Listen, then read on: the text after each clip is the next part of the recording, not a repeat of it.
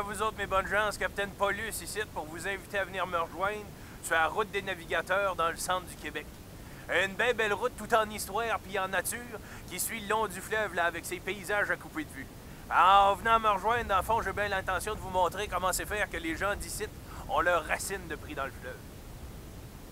Pour ma part, je le sillonne depuis une vingtaine d'années. Je suis capitaine du Rossignol, une bien brave goélette là, qui a appartenu à mon grand-père, faite directement par les Cormiers sur le lac Saint-Paul. Moi, à cette heure, dans le fond, je fais le voyagement ici même là, pour fournir les villages à tout ce qu'ils ont besoin comme provision. Mais trêve de parler, là, dans le fond, ce que vous allez faire, vous allez venir me rejoindre en 1900 pour naviguer ici le long du fleuve, puis venir découvrir une époque, dans le fond, là, avant même que le train puis l'automobile remplacent les vieux loups de mer comme moi.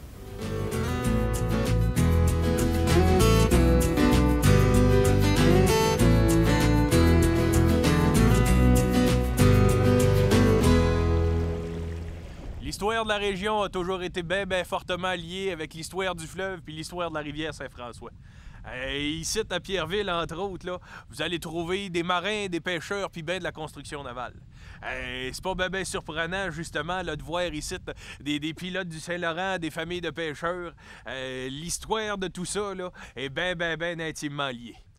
Présentement, entre autres, là, pour le transport entre les deux rives, là, de Saint-François jusqu'à Pierreville, c'est le Mouche à feu puis le Sorel. Les deux navires, dans le fond, qui permettent de transporter la marchandise légère puis de transporter les passagers.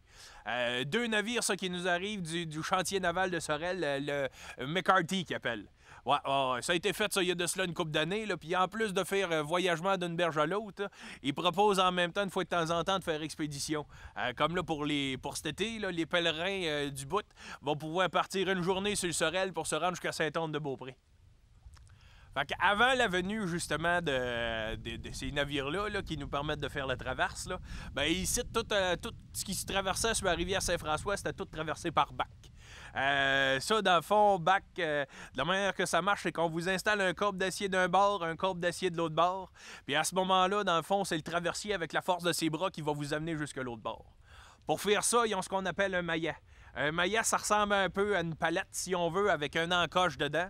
Fait qu'à ce moment-là, l'homme, il va embarquer l'encoche directement sur le corbe d'acier qui traverse bord en bord, puis il va tirer tranquillement pas vite pour se rendre jusque sur l'autre bord avec la force de ses bras.